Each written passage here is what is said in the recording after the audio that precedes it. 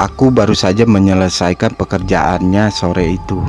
Akan tetapi, tiba-tiba saja bos memanggilku untuk datang ke kantornya. Aduh, sisa jam yang bisa kugunakan untuk beristirahat itu harus terbuang begitu saja. Tapi tak apa, mungkin saja bos sedang ingin memberiku bonus, iya kan? Sesampainya di sana, aku mengetuk pintu kantor. Permisi pak, ini bagus pak.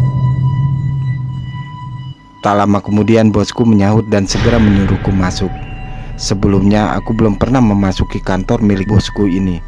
Namun aku pernah mendengar rumor kalau di pojok ruangannya selalu ada dupa yang dinyalakan. Saat aku masuk ternyata desas-desus itu benar. Bau dupa semerbak menghinggapi hidungku. Tak hanya dupa, aku pun sempat melihat ada semacam sesajen yang diletakkan di sebelah dupa itu. Tak ingin berprasangka macam-macam, aku lalu duduk. Gus, setelah ini kamu ikut saya ke rumah saya ya. Ada barang yang harus diangkut ke pabrik besok. Pak Burhan sedang cuti, jadi butuh tambahan orang untuk mengangkut barang-barangnya, kata Pak Bos. Baik pak, balasku sopan untuk menunjukkan sikap pegawai yang baik. Aku lalu menunggu Pak Bos untuk menandatangani beberapa berkas untuk beberapa saat. Setelah selesai, aku langsung membuntutinya dari belakang untuk menuju mobil. Saat aku menaiki kursi penumpang, entah kenapa bau yang ada di ruangannya tadi sama persis dengan bau yang ada di mobil. Sebegitu enaknya kah bau dupa ini sampai harus ditaruh di mana-mana? Batinku meski kali ini baunya tidak terlalu menyengat. Tapi tetap saja bau itu sedikit membuatku tak nyaman. Pak Bos menginjak pedal dan aku pun hanya terdiam sepanjang perjalanan. Begitupun Pak Bos. Setelah kurang lebih dari 1 jam perjalanan, akhirnya kami sampai di rumah Pak Bos. Rumahnya besar, tingkat 2, dan kelihatannya mewah.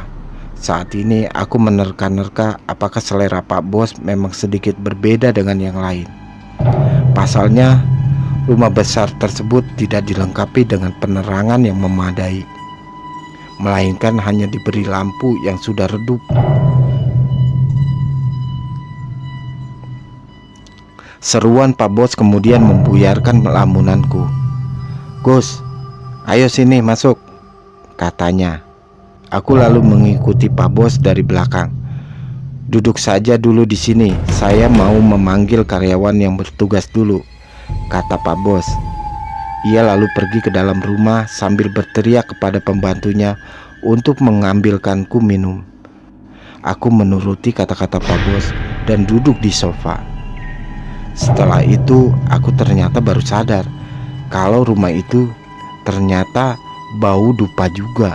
Mungkin karena dari tadi aku selalu menciumnya, jadi hidungku sudah beradaptasi dengan bau tersebut. Atau bisa jadi bau dupa dari kantor Pak Bos dan mobilnya tadi masih membekas di hidungku, sehingga aku masih menciumnya sampai sekarang. Entahlah.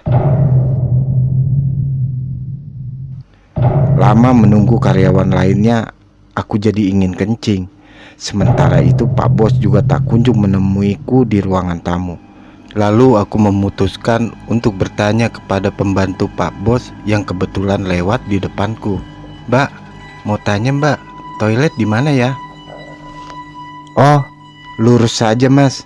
Setelah itu belok kanan, ada pintu di sebelah dapur. Nah, itu kamar mandinya mas.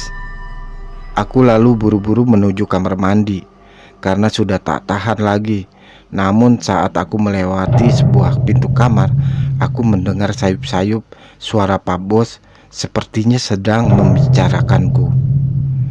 Tenang saja mah, aku sudah bawa bagus.